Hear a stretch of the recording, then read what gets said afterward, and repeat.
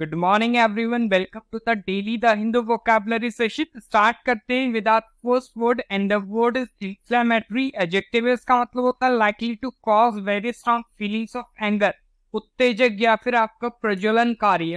Provocative और सेडिटियस इसका synonym हो गया। डिप्लोमेटिक और पैसिफिक इसका अपोजिट है। एग्जांपल देख लेते हैं। ही thought his opponents remark were unfair and inflammatory. Okay, तो उन्होंने सोचा कि जो आपके उनके प्रतिद्वंदी हैं, ओके, उनकी जो टिप्पणियां हैं वो अनुचित था और क्या है, आपकी भड़काऊ थी। ओके, तो भड़काऊ, एंगर, ओके, मतलब गुस्सा दिलाने वाली चीज जो होती है तो उसको हम एडजेक्टिव दे देते हैं, वो है आपका इन्फ्लेमेटरी। आगे बढ़ते हैं। नेक्स्ट आपका एक फ्रेजल वर्ब है दैट इज कॉल फॉर। ये आपका फ्रेजल वर्ब है। कॉल वर्ब का इसका मतलब होता है मेक समथिंग नेसेसरी, कुछ आवश्यक बनाना। एग्जांपल देखेंगे आपका, it is the sort of work that calls for of a high level of concentration. Okay, तो इसका मतलब यह ऐसा काम है जिसके लिए उच्च स्तर की एकाग्रता की आवश्यकता है। आगे बढ़ते हैं। अच्छा, मैं सबसे रिक्वेस्ट करता हूँ चैनल को जरूर आपने सब्सक्राइब कर लेना, क्योंकि इस तरीके का कंटेंट फ्री ऑफ कॉस्ट कहीं भी नहीं मिलेगा। बेल आइकन को भी जरूर प्रेस कर लेना। अगला जो वर्ड है आपका बिन वर्ब है। इसका मतलब होता है टू थ्रो समथिंग अवे, किसी चीज को फेंक देना। थ्रो और डिस्कार्ड इसके सिनोनिम्स हो गए। एग्जांपल देख लेते हैं। शैल आई बिन दीज ओल्ड शूज, तो इसका मतलब क्या मैं इन पुराने जूतों को फेंक दूं। ओके, आगे बढ़ते हैं। नेक्स्ट है आपका फ्रेजल वर्ब है दैट इज कॉल फॉर।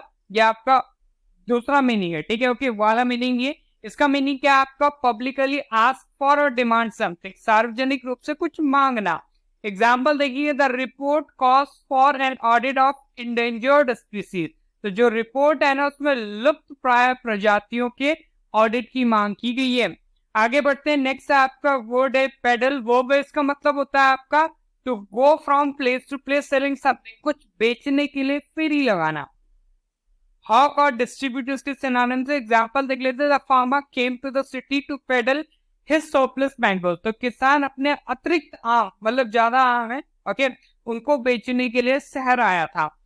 फिर से कह रहा हूँ चैनल को जरूर सब्सक्राइब करना आपने। आगे बढ़ते हैं। नेक्स्ट आपका फ्रेजल वर्ब है फीड ऑफ, या आपका फ्रेजल वर्ब है फीड वर्ब का इसका मतलब होता है टू गेन स्ट्रेंथ, एनर्जी और सपोर्ट फ्रॉम समथिंग, किसी चीज से शक्ति, ऊर्जा या समर्थन प्राप्त करना। एग्जाम्पल देखेंगे आपका she fade off the crowds enthusiasm. Okay, तो इसका मतलब है क्या है, उसने भीड़ से उत्साह से क्या करे, भीड़ का उत्साह रहा होगा, उससे क्या करा, ऊर्जा प्राप्त करी और अच्छा परफॉर्म करने लग गई हो। नेक्स्ट आपका वर्ड है प्रोहिबिटरी, आपका एडजेक्टिव। इसका मतलब होता है officially refusing to allow something, आधिकारिक तौर पर किसी चीज की अनुमति देने से इनकार कर देना। अनरीजनेबल, एग्जॉर्बिटेंट इसकी क्या सिनोनिम से रीजनेबल और पॉपुलर का अपोजिट है। एग्जांपल देख लेते हैं। Iowa was the first state to enact a prohibitory liquid law by popular argument, तो आयोवा क्या है, लोकप्रिय समझौते द्वारा क्या, निषेधात्मक जो शराब होती है, ओके, मतलब लिक्विड होती है, शराब होती है, उसका कानून बनाने वाला क्या, पहला राज्य था। आगे बढ़ते हैं। नेक्स्ट आपका ईडियम है have a good nose for something, इसका मतलब है to be good at finding things of the stated type. Okay, तो बताए गए प्रकार की चीजों को ढूंढने में अच्छा होना। एग्जाम्पल देख लेते हैं। As a reporter she had a nose for a good story, तो इसका मतलब वो रिपोर्टर है और उसको रिपोर्ट मतलब अच्छी कहानियां ढूंढने में क्या माहिर है। नेक्स्ट है आपका फॉर्मिनेशन, ये आपका नाउन है। इसका मतलब होता है स्ट्रॉन्ग क्रिटिसिज्म और प्रोटेस्ट, की कड़ी आलोचना या विरोध। अब्यूज और इंसल्ट सिनोनिम से प्रेज और एपोलॉज इसका अपोजिट है। एग्जांपल देख लेते हैं। हर complaint to the form of fulmination not reason argument. Okay, उसकी जो शिकायत थी ना उसने क्या करा, तर्क वितर्क की वजह आलोचना का रूप ले लिया। ओके, विरोध का रूप ले लिया। आगे बढ़ते हैं। नेक्स्ट आपका ईडियम है यहाँ पे that is one track mind, ये आपका नाउन है, फ्रेज है, ध्यान रखिएगा। नाउन को नाउन की तरह से यूज करते हैं। इसका मतलब होता है used in reference to a person whose thoughts are preoccupied with one subject or interest।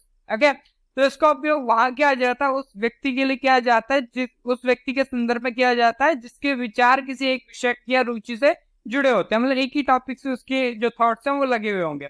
Example देख लेते हैं। I know bill I wasn't talking about sex, you have a one track mind। मतलब इसका मतलब बिल में sex के बारे में बात नहीं कर रहा था। ओके, आपका दिमाग एक ही दिशा की ओर है, यानी समझ जाओ। ओके, उसी टॉपिक पे इसका। नेक्स्ट है आपका इंसाइटमेंट। नाउन है, इसका मतलब होता है the act of encouraging someone to do or feel something unpleasant or violent. भड़कावा, उकसावा। इंस्टिगेशन और प्रोवोकेशन इसके क्या सिनोनिम्स है? सबड्यूइंग इसका अपोजिट। एग्जांपल देख लेते हैं, he was guilty of incitement to violence. Okay, तो वह हिंसा के लिए, उकसाने के लिए क्या दोषी था। नेक्स्ट आपके पास वन वर्ड है, a person who intentionally encourages people to do something illegal usually so that they can be arrested. एक व्यक्ति जो जानबूझकर लोगों को कुछ गैर कानूनी काम करने के लिए प्रोत्साहित करता है, आमतौर पर ताकि उन्हें गिरफ्तार किया जा सके।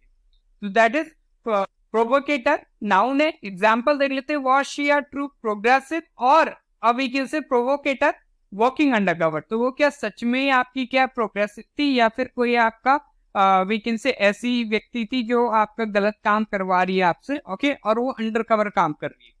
आगे बढ़ते हैं, नेक्स्ट है आपका टेनर। नाउन है, इसका मतलब होता है fairly high singing voice for a man with this voice. Okay, पुरुष जो गायक हो उच्च स्वर का, या फिर उच्च स्वर वाला पुरुष। ओके, इंक्लिनेशन और टेंडेंसीज के सिनोनिम में एग्जांपल देख लेते हैं आपका, Pavarotti is a famous Italian tenor. तो जो पवारोटी है वो क्या आपका एक प्रसिद्ध इतालवी या फिर इटालियन कहेंगे, ओके, गायक है जिनका स्वर क्या बहुत ऊंचा है, हम ये कह सकते हैं। नेक्स्ट आपके पास वन वर्ड है आपका, a person will stop supporting one political party, religious group etcetera to join another one with very different views. राजनीतिक दल, धार्मिक समूह आदि को छोड़कर भिन्न विचारधारा वाले समूह से जुड़ने वाला व्यक्ति, या फिर आपका पक्ष बदलने वाला, तो उसको हम कहते हैं आपका टर्नकोट। नाउन है, ध्यान रखिएगा। आगे बढ़ते हैं, नेक्स्ट आपका वर्ड है फ्रिंज। नाउन है, इसका मतलब होता है द आउटर और less important part of an area, group और एक्टिविटी। किसी क्षेत्र, समूह या गतिविधि का बाहरी या कम महत्वपूर्ण वाला हिस्सा। एज ऑफ पेरीमीटर सिनोनिम से सेंटर, कोर इसका अपोजिट। एग्जांपल देख लेते हैं, he attended several of the fringe meetings at the conference। तो उन्होंने क्या करा, सम्मेलन में कई कम महत्वपूर्ण बैठकों में भाग लिया। नेक्स्ट वर्ड है आपका सी। वर्ब है, इसका मतलब होता है it is used about a liquid to flow very slowly through something, द्रव। ओके, का रिसना या फिर किसी वस्तु के अंदर धीरे धीरे जाना। ओके, किसका, लिक्विड का। ड्रिप ऑफ फ्लो सिनोनिम से स्ट्रीम और पोर इसका अपोजिट है, नॉट स्ट्रॉन्ग, स्ट्रीम है। ओके, ध्यान रखिएगा।